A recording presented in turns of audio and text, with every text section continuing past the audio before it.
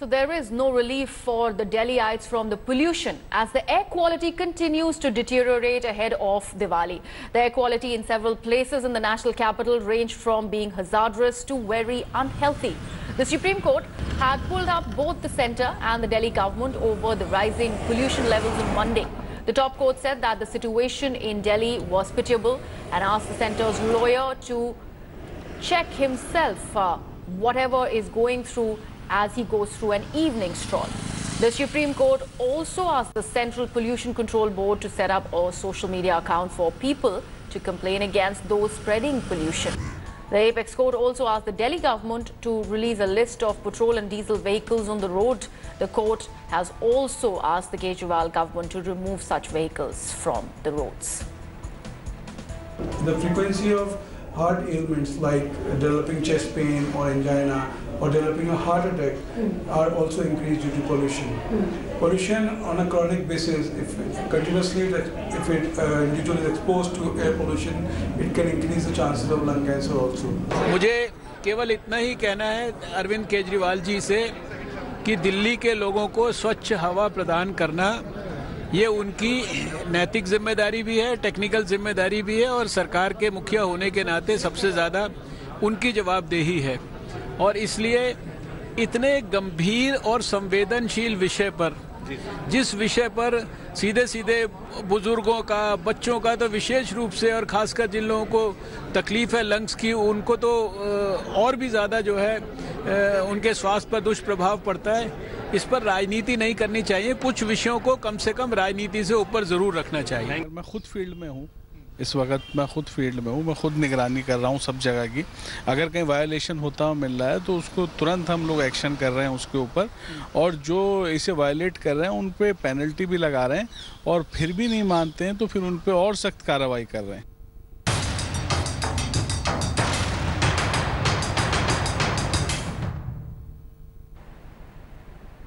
Days after BJP President Amit Shah attacked Kerala Chief Minister Pinarayi Vijayan over crackdown on Sabarimala protesters, the Kerala BJP will stage a protest before police headquarters in Thiruvananthapuram today against the arrest of party cadres during the protest. Kerala BJP Chief S. Sridharan will lead the party protests against the ruling Left Front government in Kerala. The BJP protest will be staged a day after the party leader T.G. Mohandas filed a writ petition before the Kerala High Court seeking to restrain non-Hindus from entering Lord Ayyappa's shrine. While observing that the petition will ruin the secular fabric of Sabarimala, the High Court directed the Kerala government and the Devaswam board to submit the reply within 2 weeks. And BJP President Amit Shah, during his visit to Kannur on October 27th, had urged the party workers to participate in the agitation against the left government. Let's listen in. 30 तारीख से 12 नवंबर तक Bharatiya Janata party के कार्यकर्ताओं ने हमारी परंपरा को बचाने के लिए, भगवान अय्यप्पा के परंपराओं के रक्षण के लिए अनेक प्रकार के कार्यक्रम दिए हैं। केरल की जनता को कहना चाहता हूं, भारतीय जनता पार्टी के साथ जुड़िए, एनएसएस के साथ जुड़िए, पीडीजीएस के साथ जुड़िए, आरएसएस के साथ जुड़िए और हमारी परंपराओं के रक्षण के लिए एक साथ आकर परंपराओं का रक्षण करने के लिए भारतीय जनता पार्टी का समर्थन करें।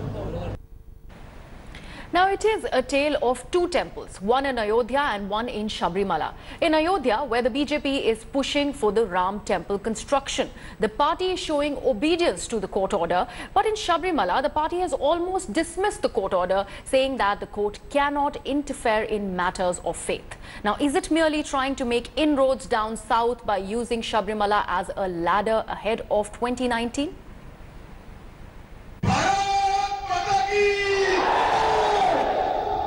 ऐसी आवाज नहीं आनी चाहिए। भगवान अय्यप्पा तक हमारी आवाज जानी चाहिए, इतनी जोर से बोलिए। An aggressive Kerala campaign launched by the BJP chief while inaugurating his party's office in Kannur. And it was clear that the new rallying point would be Sabarimala. A temple that the BJP perhaps hopes will have the same effect as the Ram Mandir in Ayodhya on their electoral fortunes. And if anyone was in doubt, hear this. अगर माननीय न्यायालय सबरीमाला के बारे में अपना फैसला दे सकते हैं तो कृपया करके अयोध्या के बारे में भी यथाशीघ्र निर्णय अगर आ जाए तो देश के अंदर सौहार्द की और शांति की एक नई परंपरा की शुरुआत होगी और इस दिशा में मुझे लगता है कि बेहतर कार्य किए जाने की आवश्यकता है। Now the left government is at loggerheads with the BJP, accusing it of using the Sabarimala protests in order to further their political interests in Kerala, even if that means plunging the state into chaos. एक communist सरकार कान खोलकर सुन ले, जिस प्रकार से भगवान अय्यप्पा के अस्तालुओं पर दमन का कुचक्र चला रहे हो, भारतीय जनता पार्टी अस्तावान भक्तों के साथ चट्टान की तरह खड़ी रही। കേരളത്തിൽ വന്ന ഒരു പ്രഖ്യാപനം, ആ പ്രഖ്യാപനത്തിൽ പറഞ്ഞത് സർക്കാരിന്റെ വലിച്ചക്ക് താഴെയിട്ട് കളിയുന്ന അതിനൊന്നുള്ള ശേഷി ആ തനിക്കുണ്ടെന്ന് തോന്നുന്നു. BJP, which hailed the judgment at the national level, is opposing at the state level, and now Amit Shah is also changing the words. This is only a political war, not a religious devotees' rights or devotees respecting devotees' feelings and all that. The BJP has spoken repeatedly of how the South is key to their target 2019.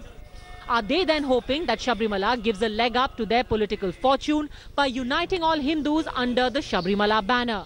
And if yes, does that not reek of political opportunism? With Gopi Krishnan Unnithan and Shalini Lobo in Kerala, Bureau Report, India Today.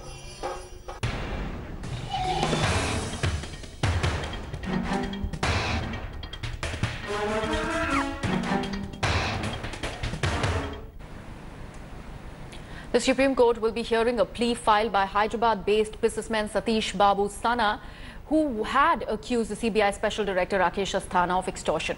Satish Babu Sana had filed a written complaint claiming he paid 2 crore rupees bribe to Rakesh Asthana to evade action in the case involving Hyderabad-based meat exporter Moin Qureshi.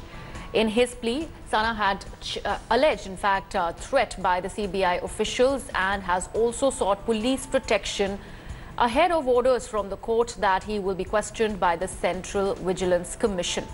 Satish Sana is a Hyderabad-based businessman who had floated several companies in his name. He is named in the case filed by the Enforcement Directorate against meat exporter Moin Qureshi.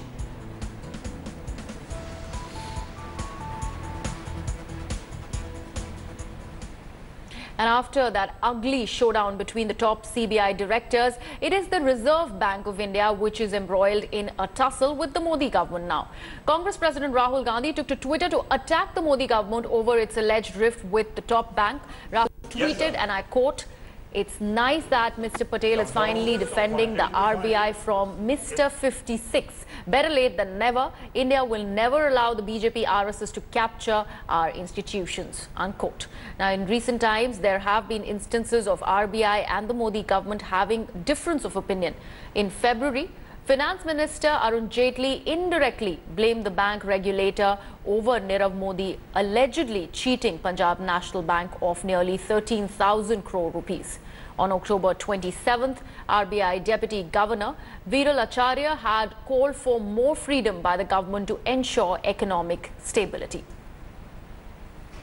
This is also connected with the question of how RSS BJP is trying to intrude to every independent constitutional authority. Now, RBI has certain powers to independently take a decision. Now it is a clear attempt again to undermine those powers and to make RBI act in a manner which suits the government. Moving on now, it is a big setback to accused in 2008 Malegaon blast case after Bombay High Court refused to stay framing of charges by the trial court. The special NIA court will begin framing of charges against the accused Lieutenant Colonel Srikant Purohit and others today. On Monday, the High Court agreed to hear a petition filed by Purohit challenging his prosecution under the anti-terror law UAPA on November 21st.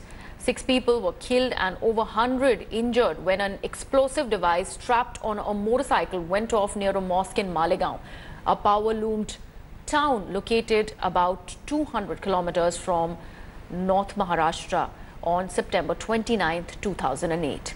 Besides Purohit, the other accused in the case are Pragya Singh Thakur, retired Major Ramesh Upadhyay, Sameer Kulkarni, Ajay Rahirkar, Sudhakar Dwivedi and Sudhakar Chaturvedi. On December 27th last year, the special NIA court had dismissed the pleas filed by Srikant Purohit, Thakur and the others seeking that they be discharged from the case.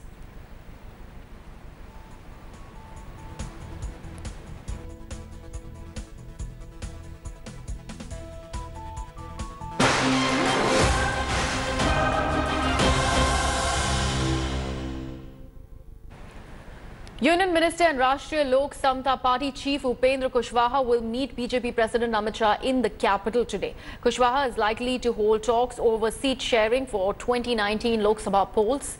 The RLSP meeting comes days after he met RJD leader Tejasvi Yadav in a closed-door meeting, triggering speculations that he might join the Mahagathbandhan.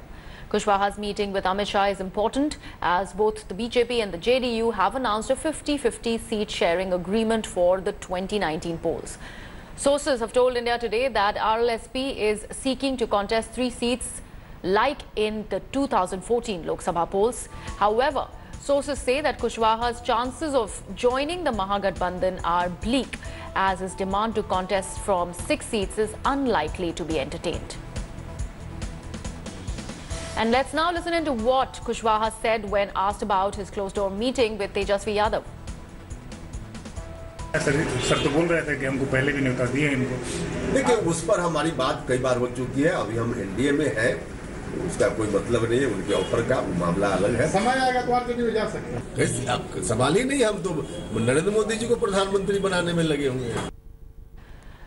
And moving on to Sri Lanka now, the political and constitutional crisis there is far from over. Political parties in Tamil Nadu are now worried about the regime change in the island nation, accusing the new Prime Minister Mahinda Rajapakse of committing atrocities against Tamilians in the island country. Now take a look at this report by India Today's correspondent Lokpriya Vasudevan.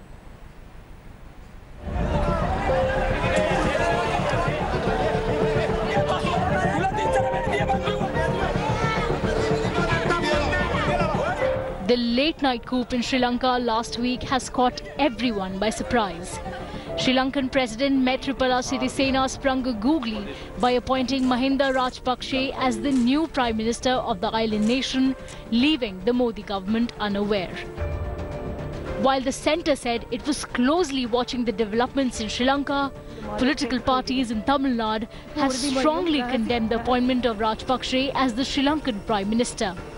From the ruling AIA-DMK to the opposition DMK, political parties have warned the centre against turning a blind eye to the developments in the neighbouring country.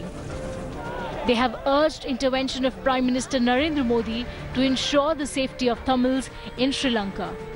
இதில் வந்து நம்ம அம்மா என்ன நிலை எடுத்தாங்களோ அந்த நிலை தான் நம்முடைய அரசு நிலை.